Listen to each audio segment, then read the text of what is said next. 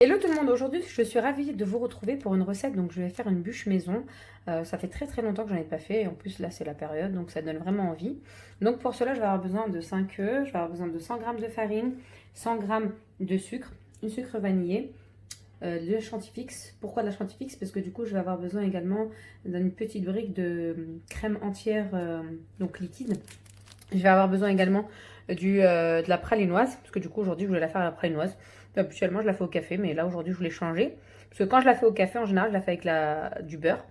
Donc là aujourd'hui, pour changer, on va tenter une nouvelle aventure. Donc si on va jusqu'au bout de la vidéo, c'est que tout était ok. J'ai séparé 4 jaunes d'œufs et chaque blanc d'œuf. Donc il me reste un œuf entier que je rajouterai par la suite. Moi, je vais commencer dans un premier temps par monter les œufs en neige. Donc cette partie-là, j'ai mis une petite pincée de sel, comme on peut le voir sur le côté. Donc on va vous éviter le bruit. Je vais monter mes œufs en neige et ensuite je reprends la suite. Et donc là, c'est fini. Donc il ne me reste plus qu'à prendre justement mes jaunes d'œufs avec mon sucre. Que pareil, je vais blanchir pendant plusieurs minutes une fois que ça a doublé, voire triplé de volume. Donc il me restera plus qu'aussi à rajouter mon œuf entier par la suite. Donc je rajoute également mon sucre vanillé avant tout. Donc je vais bien travailler là les 4 jaunes d'œufs et le sucre et le sucre vanillé. Et une fois que ça sera bien doublé de volume, ça sera bien blanchi, je rajouterai par la suite mon œuf entier. Donc comme vous pouvez le voir, mes œufs ont bien blanchi. Donc là je vais rajouter mon œuf entier, mais du coup je vais le travailler cette fois-ci avec ma spatule légèrement. Et ensuite je rajouterai petit à petit ma farine. Donc je vous montre, j'ai lancé mon œuf, il a dû tomber en bas. Je travaille délicatement, pas trop fort non plus. Parce que dans ces cas j'aurais dû utiliser le batteur, mais c'est pour ça que je préfère utiliser la spatule. Pour pas faire retomber ce que j'ai blanchi. Donc comme vous pouvez le voir, là j'ai mis un tout petit peu de farine, je vais laisser tourner un petit peu. Au moment où il est vieux, il fait un peu trop de bruit. Donc on va vous épargner le bruit. Et petit à petit, au fur et à mesure, je vais rajouter un petit peu la farine, tout doucement, délicatement, comme ça. Et ensuite, je vais m'arrêter et reprendre. Et donc, du coup, voilà, ma farine a bien été mélangée. N'hésitez pas à racler avec une spatule autour si vous voyez que ça part dans les côtés, parce que moi, c'était parti sur les côtés. Donc là, je vais prendre justement les œufs en neige et je vais les mélanger délicatement, du coup, avec la spatule et non pas avec le robot, parce que du coup, ça va les faire retomber. N'hésitez pas à mélanger délicatement de bas vers le haut, tout doucement, prenant bien sur les côtés. Moi, j'ai pas tout mis d'un coup, j'ai mis petit à petit. Vous voyez, il en reste encore ici. Et voici le résultat. Franchement, c'est pas mal. Bon, ça fait un petit peu les bras, parce que du coup, forcément, on passe notre temps à faire ça comme ça. Donc franchement, elle est assez sympa. Donc je suis ravie. Donc on est parti pour la suite. Donc pour information, ce que j'avais oublié de vous dire, c'est que j'avais préchauffé mon four à 200 degrés. Là, du coup, je suis en train de préparer la pralinoise. Je suis en train de la faire fondre en bain-marie. C'est normal, si vous entendez du bruit, c'est ma plaque qui fait un peu de bruit. Donc là, on est parti pour la suite. Alors, du coup, moi, j'ai pris une plaque perforée que j'avais, mais vous prenez n'importe quelle plaque qui va au four. J'ai mis du papier sulfurisé par-dessus. Je vais renverser mon gâteau rouleau dessus. Et du coup, je vais tout étaler à peu près d'une taille homogène. Donc voici ce que ça donne. Donc n'hésitez pas à tapoter légèrement. Je voulais vraiment que ce soit bien homogène. Moi j'ai bien étalé avec la spatule. Ça m'a l'air nickel. Donc là je vais l'enfourner 10 minutes à 200 degrés. Du coup j'ai rajouté du chocolat parce que je trouvais que j'en avais pas assez. Alors du coup là j'avais mis au frais ma crème liquide. Donc c'est du 20 centilitres en crème entière. Je vais en mettre une entière et la moitié d'une autre, parce que par rapport à la bûche, j'imagine que ça va être... vaut mieux en avoir trop que pas assez, parce que du coup, vu qu'on va garnir à l'intérieur et l'extérieur, je préfère voir large. Et je vais rajouter mon chantifix et je vais rajouter 170 g de sucre en poudre. Du coup, là, j'ai mis mes 20 centilitres, donc j'en ai rempli une entière et la moitié d'une, donc ça fait 30 centilitres, plus mes 170 g de sucre.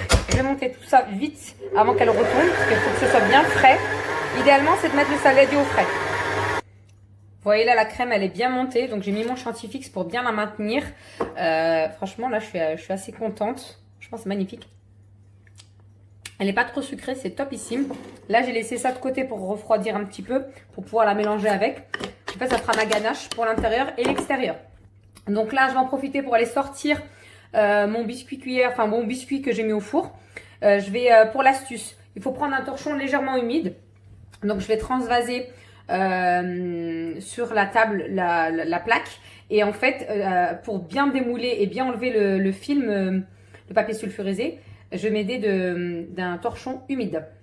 Ah, vous voyez, je suis très très contente. Il est juste nickel. Il est un petit peu gonflé. Donc c'est très très bien. Franchement là, elle a bien cuit. Donc ouais, c'est top. Donc là, je vais la sortir. Donc ça m'a, j'ai mis 10 minutes à 200 degrés. Et du coup, je vais la retourner sur une table donc, que j'ai bien nettoyée. Donc elle est un peu froide. La table, c'est parfait. Et j'ai pris un torchon que j'ai légèrement humidifié, que je vais mettre à l'arrière. Je vais vous montrer ça tout de suite. Donc comme vous pouvez le voir, je l'ai mis à plat ventre. C'est le cas de le dire. Donc là, en plus, franchement, ça se démoule assez facilement. Mais l'idéal, c'est de mettre un torchon légèrement humide quelques minutes dessus. Ça va vous aider à la démouler très rapidement. Et ensuite, je vais un petit peu la rouler pour l'éviter de se casser. Franchement, je vous montre, vous voyez, ça s'est démoulé, mais tout seul. Regardez, ça se démoule encore tout seul. Franchement, je suis choquée. Vraiment magnifique cette astuce. Pour information, c'est une astuce de ma belle-mère que j'apprécie énormément. Donc, merci à elle pour ces petites astuces de belle-maman ou de grand-mère ou comme vous voulez. Donc ensuite, je mets quand même mon petit torchon humide. Là, je vais la retourner délicatement et je vais la rouler pour la laisser refroidir.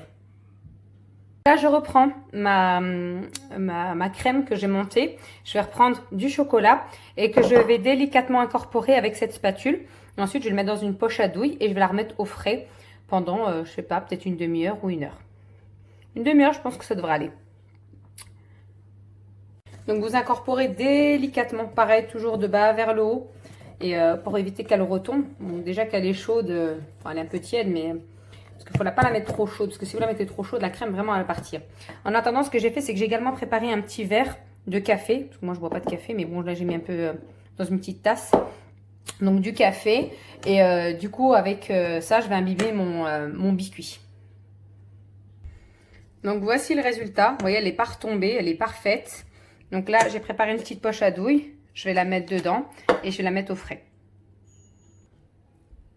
Vous voyez ma poche à douille, elle est juste blindée quoi. Donc là je vais la mettre au frais, comme ça elle va bien prendre. Et après je vous ferai le montage.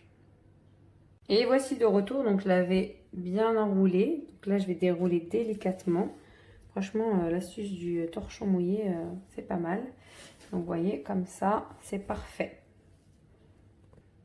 Donc pour info à la base j'allais la faire au café. Et en fait, au final, j'ai décidé de le faire avec de la praline. Du coup, ce que j'ai fait, c'est que j'ai pris quand même un café, parce que j'aime bien le goût de café dans la bûche. Donc du coup, là, je vais imbiber mon biscuit légèrement avec, du coup, mon petit mélange. Donc une fois bien imbibé un peu partout, je vais chercher ma ganache que je vais façonner dessus. En fait, je vais l'étaler dessus. Donc voici ce que ça donne une fois étalé. Maintenant, je vais l'enrouler comme une bûche ou comme un gâteau rouleau.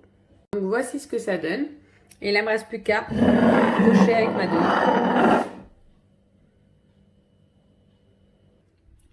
Donc voilà, j'ai mis avec la poche à douille donc la ganache. Mais après, ce qu'il faut savoir, c'est que si vous n'arrivez pas à bien le faire, c'est pas grave. Vous prenez une fourchette, vous l'étalez. Et après, avec une fourchette, vous faites juste les petits traits. Donc ça fera les petits traits, c'est sympa comme ça.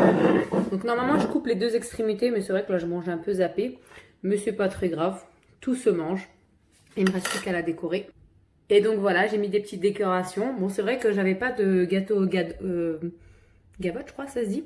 Donc on aurait pu en mettre sur les côtés, ça aurait été sympa. Mais donc voilà, le résultat est là. Donc il me reste plus qu'à vous souhaiter un bon appétit, à liker et à partager. Bon, je vais nettoyer le bord, hein. Faites pas comme moi.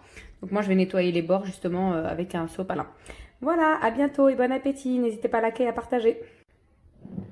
Petite information que j'ai oublié de vous donner. L'idéal, c'est de la faire la veille pour le lendemain. Donc là, je vais la mettre au réfrigérateur. Si vous la faites le jour même, c'est pas très grave. Faites-la le matin pour le soir ou au moins minimum 4 heures au frais. Donc voilà, n'hésitez pas à liker et à partager.